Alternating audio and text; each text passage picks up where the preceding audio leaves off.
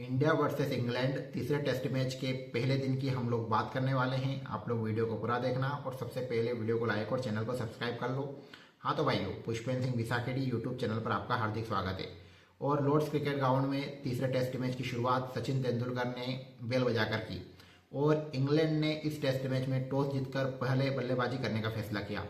और आप यकीन मानिए कि जब से बेन स्टोक्स इंग्लैंड के कप्तान बने हैं और ब्रेंडन मैकलम जब से इंग्लैंड के कोच बने हैं, यानी कि जब से बेसबॉल क्रिकेट की शुरुआत हुई इंग्लैंड में, तब से लेकर अब तक ये केवल दूसरी बार है जब इंग्लैंड के कप्तान बेन स्टोक्स ने टॉस जीतकर पहले बल्लेबाजी करने का फैसला किया है। वरना उनकी बेसबॉल की यही फिलॉसफी है कि वो टॉस जीतकर पहले गेंदबाजी करने का फैसला लेते थे। लेकिन एजबेस्टन में मिली उस हार ने कहीं ना कहीं इंग्लैंड की बेसबॉल की फिलॉसफी को चेंज कर दिया और इंग्लिश मीडिया ने भी कप्तान बेन स्टोक्स और कोच ब्रेंडन मैकलम को घेरा था। शायद इसी के चलते इस बार इंग्लैंड ने टॉस जीतकर पहले बल्लेबाजी करने का फैसला किया, यानी कि लॉर्ड्स के क्रिकेट ग्राउंड में इंग्लैंड की टीम दबाव में लग रही है। और वहीं अगर हम बात करें तो शुभमन गिल की भी इस टेस्ट में परीक्षा होने वाली है, क्योंकि शुभमन गिल ने अब तक केवल 2 टेस्ट मैचों में इंडिया की कप्तानी की है और उन दोनों टेस्ट मैच में शुभमन गिल ने पहले टॉस हारकर पहले बल्लेबाजी की थी, यानी कि दोनों टेस्ट मैच में इंडिया ने पहले बल्लेबाजी की थी। तो इस बार शुभमन गिल का भी रियल टेस्ट होने वाला है कि वो पहले गेंदबाजी करते हुए अपने गेंदबाज को किस तरह से अप्रोच करेंगे। इसके अलावा हम बात करते हैं इस बार, जैसा कि पहले से पता था कि इंग्लैंड ने अपनी टीम में एक चेंजेस किया। जोफ्रा आर्चर की उनके स्क्वाड में फिर से वापसी हुई और जोश टंग को बाहर जाना पड़ा। वही इंडिया की टीम में भी एक चेंजेस हुआ और प्रसिद्ध कृष्णा, जो कि लगातार 2 टेस्ट मैच में बुरी तरह से जिन्होंने परफॉर्म किया, उनको बाहर का रास्ता बताया गया और जसप्रीत बुमराह की वापसी हुई। और जसप्रीत बुमराह की वापसी तो वैसे भी तय थी, क्योंकि दूसरे टेस्ट मैच में उनको आराम दिया गया था। हालांकि ये बात भी सही है कि ये टेस्ट मैच करुण नायर के लिए उनके करियर का आखिरी टेस्ट मैच हो सकता है, क्योंकि करुण नायर को 2 टेस्ट मैच की 4 पारियां खेलने को मिली है और चारों पारियों में उन्होंने पूरी तरह से निराश किया है और उनका 31 का सिर्फ बेस्ट स्कोर रहा है। तो ये टेस्ट मैच हो सकता है कि करुण नायर के लिए आखिरी टेस्ट मैच हो। अगर दूसरे या तीसरे दिन जब भी करुण नायर की बैटिंग आती है, अगर करुण नायर ने इस बार अच्छी बैटिंग नहीं की तो हो सकता है कि उनका पूरी तरह से टीम इंडिया से पत्ता कट जाए। इसके अलावा अगर हम बात करें पिच की, तो लॉर्ड्स की पिच इस बार ठीक उसी तरह से दिख रही है जिस तरह से WTC फाइनल में दिखी थी, यानी कि ऑस्ट्रेलिया और साउथ अफ्रीका के बीच में जो फाइनल हुआ था वहां पर जैसी पिच थी सेम वैसा ही बिहेव इस बार पिच कर रही है। यानी कि पहले दिन बल्लेबाजी करना थोड़ा मुश्किल है और दूसरे और तीसरे दिन ये पिच बल्लेबाजी के लिए आसान होने वाली है।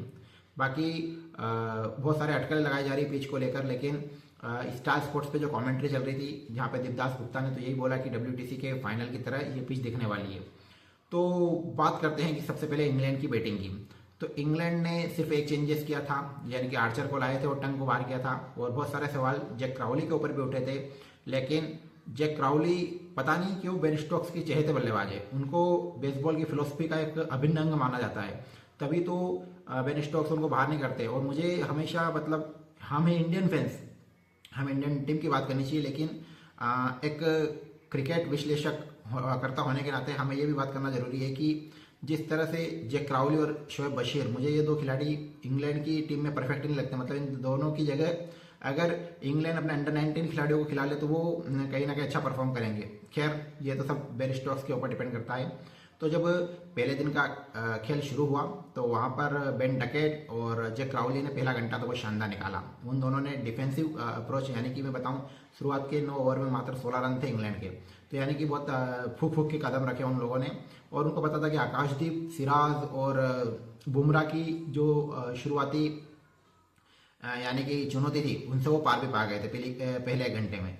लेकिन फिर शुभमन गिल ने एक नया मूव चला, उन्होंने इस बार नीतीश कुमार रेड्डी के हाथों में गेंद दी और कहीं ना कहीं यहाँ से इंग्लैंड की फिर से जो बेसबॉल की फिलॉसफी थी वो जागी और उन्होंने सोचा कि अब कमजोर वाला रहा है तो हम अटैक करेंगे। और वहीं पे उन्होंने गलती की। बेन डकेट, जो कि अच्छी फॉर्म में लग रहे थे, उन्होंने एक खराब गेंद पर आउट हुए। मतलब वो गेंद चौके पे जाने वाली थी, लेकिन पीछे मारते हुए वो गेंद सीधा बल्ले का ही लेते हुए ऋषभ पंत के हाथ में चली गई।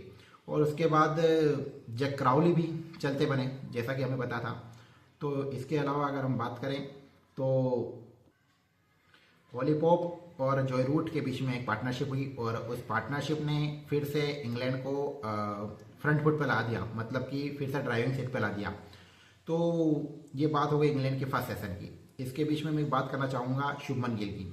शुभमन गिल ने इस मैच में जैसे जैसे मतलब पिछले 2 मैच उन्होंने खेले, वहाँ पर उन्होंने जिस तरह से बल्लेबाजी की उससे उनका कॉन्फिडेंस सातवें आसमान पर है। और जब एक कप्तान बल्लेबाजी में अपना 100% देता है और उसका आउटपुट भी निकलता है और जिस तरह से वो रन बनाता है और जब अच्छे खासे रन बनते हैं तो उसका कहीं ना कहीं प्रदर्शन उसकी कप्तानी में नजर आता है। मैं आपको बताता हूँ 2 काम ऐसे किए शुभमन गिल ने जो मुझे काफ़ी इंप्रेसिव लगे और काफ़ी लोगों को इंप्रेसिव लगे। पहला काम तो उन्होंने किया कि जब मैच चल रहा था और नीतीश कुमार रेड्डी मतलब लॉर्ड्स की पिच क्या है कि वहाँ पे असमतल उछाल है, यानी कि कोई सी गेंद ज़्यादा बाउंस कर रही है, कहीं की गेंद नीचे रह रही है। तो शुभमन गिल ने क्या किया, खुद हेलमेट पहना और जो स्लिप रहती है अमूमन उससे थोड़ा आगे आए और वहाँ पे खड़े हो गए। तो एक काम तो ये बढ़िया किया उन्होंने। दूसरा काम ये कि उन्होंने बॉलिंग में बहुत अच्छे चेंजेस किए। उनको पता है कि जोई रूट बुमराह के सामने हमेशा संघर्ष करते हैं, तो जब जोई रूट बैटिंग करने आए तो वहाँ पर उन्होंने बुमराह के हाथ में गेंद थमा दी। और नीतीश कुमार रेड्डी को जिस तरह से उन्होंने चेंजेस किया वो वास्तव में काबिल तारीफ है। यानी कि शुभमन गिल अपनी कप्तानी से भी इंप्रेसिव लग रहे हैं, बैटिंग से तो इंप्रेसिव लगे ही सही, इसके अलावा कप्तानी से भी वो इंप्रेसिव लगे हैं। और कुल मिला के ये है कि इस टेस्ट मैच में हमें एक चीज़ तो देखने को मिली कि एजबेस्टन की उस हार ने इंग्लैंड को पूरी तरह से तोड़ के रख दिया है। इंग्लैंड को अपनी बेसबॉल की फिलॉसफी पर सोचने के लिए मजबूर कर दिया है। और आप पूरे पहले दिन का विश्लेषण कर लीजिए, इंग्लैंड ने डिफेंसिव क्रिकेट खेला है, न कि तेज क्रिकेट नहीं खेला है, मतलब बेसबॉल क्रिकेट नहीं खेला है, उन्होंने डिफेंसिव क्रिकेट खेला है। तो पहले दिन का खेल खत्म हो चुका है और अभी मैच बराबर का बना हुआ है, क्योंकि पिच पहले दिन तो जो रिएक्ट करना था वो कर चुकी है, लेकिन दूसरे और तीसरे दिन वास्तव में पता चलेगा कि मैच किस तरफ जा रहा है। तो अब यही है कि इंडिया जल्दी से जल्दी कमबैक करे मैच में। और बाकी अगर आपको वीडियो अच्छा लगा हो तो वीडियो को लाइक और चैनल को सब्सक्राइब जरूर करें। Thank you.